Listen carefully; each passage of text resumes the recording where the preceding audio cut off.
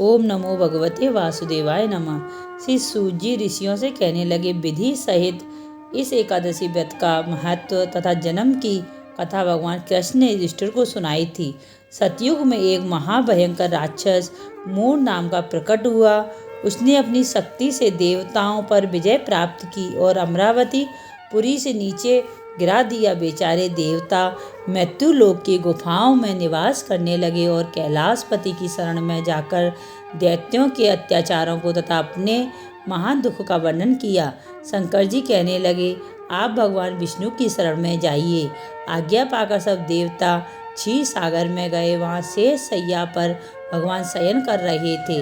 वेद मंत्रों द्वारा स्तुति करके भगवान को प्रसन्न किया और प्रार्थना करके इंद्र कहने लगा, एक नाड़ी जग नाम का दैत्य ब्रह्मवंश से चंद्रावती नगरी में उत्पन्न हुआ था। उसके पुत्र का नाम मूर दैत्य है। उस मूर दैत्य ने हमें स्वर्ग लोक से निकाल दिया। आप ही सूर्य बनकर जल का आकर्षण करता है, आप ही मेघ बनकर जल बरसाते हैं। भूलोक के बड़े बड़े कर्मचारी देवता सब शरणार्थी बन चुके हैं, अतः आप उस बलशाली दैत्य को मारकर हमारे दुख दूर कीजिए। भगवान बोले, देवताओं, मैं तुम्हारे शत्रु का शीघ्र संहार करूंगा।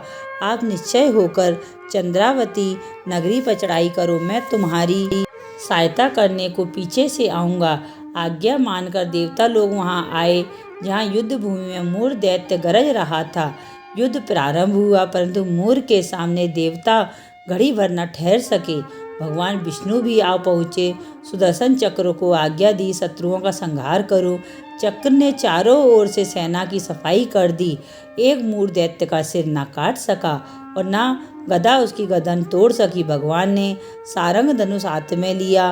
बाणों द्वारा युद्ध प्रारंभ हुआ, परंतु शत्रु को मार न सके। अंत में कुश्ती करने लगे। हजारों वर्ष व्यतीत हो गए, परंतु प्रभु का दाव बंधन एक न सफल हुआ। मूर दैत्य पर्वत के समान कठोर था, प्रभु का शरीर कमल के समान कोमल था। अतः थक गए, वन में विश्राम करने की इच्छा उत्पन्न हुई। शत्रु को पीठ पर दिखाकर भाग चले। आपकी विश्राम भूमि बद्रिकाश्रम थी। वहाँ एक गुफा 12 योजन की थी, हेमावती उसका नाम था। उसमें घुसकर भगवान सो गए। मूर दैत्य भी पीछे पीछे चला आया, सोते हुए शत्रु को मारने के लिए तैयार हो गया। उसी समय एक सुंदर कन्या प्रभु के शरीर से उत्पन्न हुई, जिसके हाथ में दिव्य शस्त्र थे।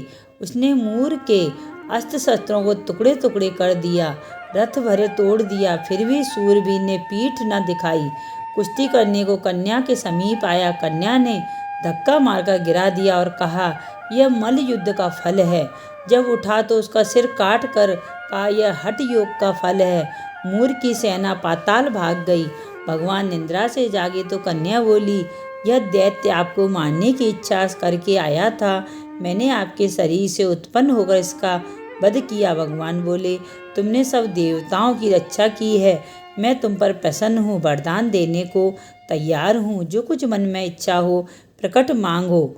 लो, कन्या बोली, जो मनुष्य मेरा व्रत करें उसके घर में दूध, पुत्र, धन विकार रहे, आपके लोक को प्राप्त करे। भगवान बोले, तू एकादशी तिथि को उत्पन्न हुई है, इस कारण तेरा नाम एकादशी प्रसिद्ध होगा। जो श्रद्धा भक्ति से तेरा व्रत करेंगे उनको सब तीर्थों के स्नान का फल मिलेगा। घोर पापों से उद्धार करने वाला तेरा व्रत होगा। ऐसा कहकर भगवान अंतर ध्यान हो गए। पतित पावनी विश्व तारिणी एकादशी का जन्म मार्गशीर्ष मास के कृष्ण पक्ष को हुआ। इस कारण इसका नाम उत्पन्ना एकादशी प्रसिद्ध है। फरार इस दिन विष्णु भगवान का पूजन व संकीर्तन करना चाहिए। इस व्रत में गुड़, दूध, आलू का, बादाम का सागर लेना चाहिए। जय जय श्री राधे, जय जय श्री राधे, जय जय श्री राधे।